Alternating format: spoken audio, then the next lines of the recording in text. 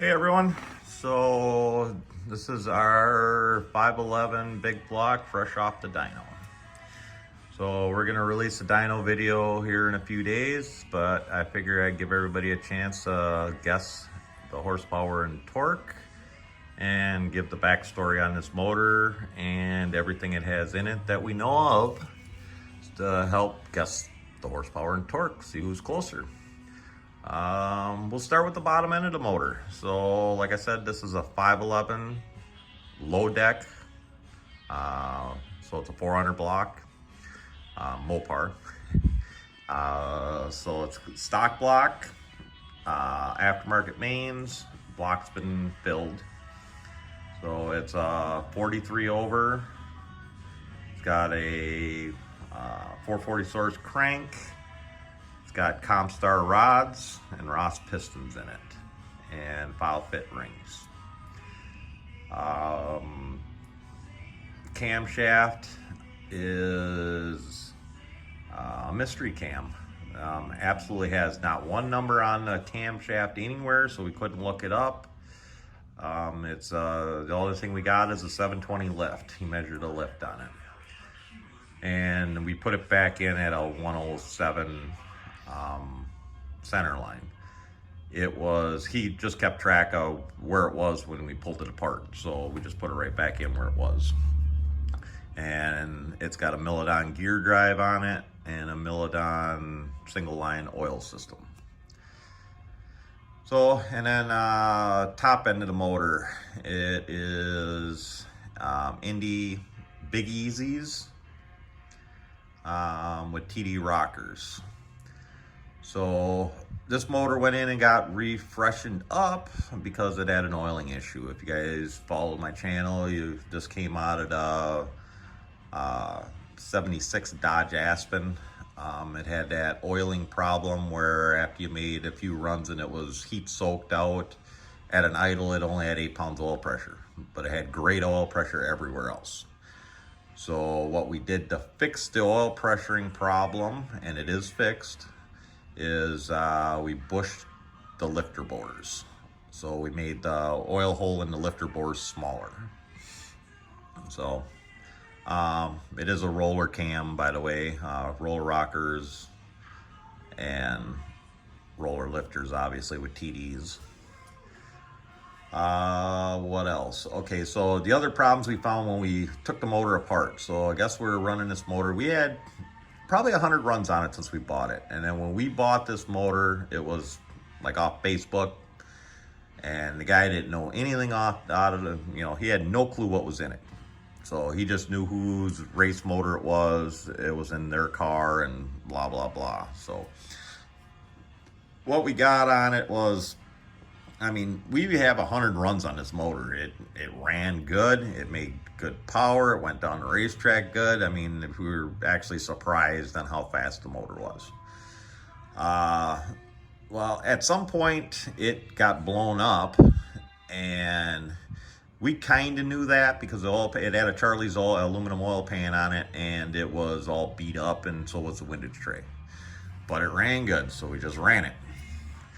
Well, you could tell they must have been in a hurry to put it back together because they just shoved a 440 source crankshaft in it, and it was never balanced. Nothing. It had not one hole in it, no weights, nothing. So my engine guy, obviously rebalanced everything, and it was 6 ounces out, is what I think he told me. So he asked if we didn't notice the vibration. I was like, oh no, it's solid mounted and it's loud, so yeah, we never noticed anything. But the major thing that it did was that piston must have went up and hit the head. They fixed the head, but they just didn't fix it right. The valve seat was falling out of the head. The weld job was crappy. So these heads, we completely redid them. The only thing we were reusing on it was the castings. They were re-welded up, all new seats put in, guides, valves, springs, the whole works. Everything's brand new and redone. So, trying to think anything else to help you guys out on that. That was about it for that. The dyno, we did 10 pulls on it. The oil pressure was good. You know, it stayed right up there. At an idle, after all the pulls, I wanted them to bring the idle down to 800 RPMs, and it still had just over 25 pounds of oil pressure.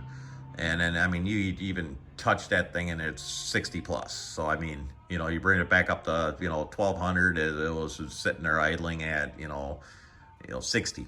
So, I mean, it definitely got good oil pressure. So we're happy with that. And it made all the pulls with no problem. So, I think I mentioned they're the Big Easies, and they flowed I was told they flow 385. So if that helps, obviously. Compression ratio. This was a big thing that we were shocked at. This thing's got 15 8-to-1 compression.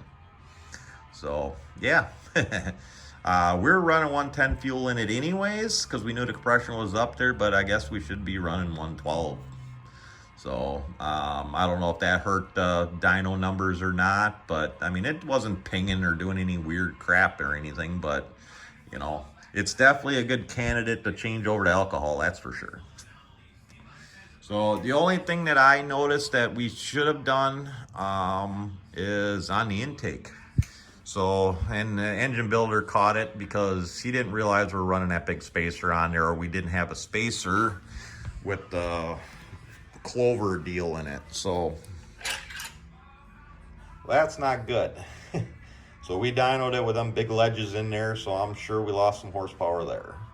But the intake isn't glued on, so we're gonna cut it out, take the intake off, cut them out, put it back on. Carburetor wise, that's a 1050 quick fuel Dominator. Ran good. I mean, we jetted it up, so that thing's sitting with 100 jets in it, front and back. There's no power valves in that carburetor at all, so we had to change the air bleeds to get everything right. But throughout the whole run, I mean, I'll show you the slips and stuff later, but I mean, it's, right at that 12 to 13 area, for its air fuel ratio. The only other bad thing that we couldn't dyno it with our headers. Our headers hit the dyno, so we have a set of TTI step headers that were a lot bigger than dyno headers. So we dynoed it with a set of 2-inch dyno headers. So did that hurt it? I'm sure it did, but I mean, it is what it is. You got to dyno with what they got. We also didn't have our evacs on, so I mean, it wasn't sucking anything out of the motor. The whole front of the motor we didn't have on there. He's got, we had our water pump on with the pulley, but it wasn't hooked up to anything. His dyno's got a pressurized system for the water. So yeah, I can't think of anything else besides it's, it just got, regular break-in oil in it. So, I mean, we run a thicker oil than that. But yeah, if you guys want to try to guess the horsepower and torque on it, we'll be releasing the dyno videos probably this weekend. See who's closer.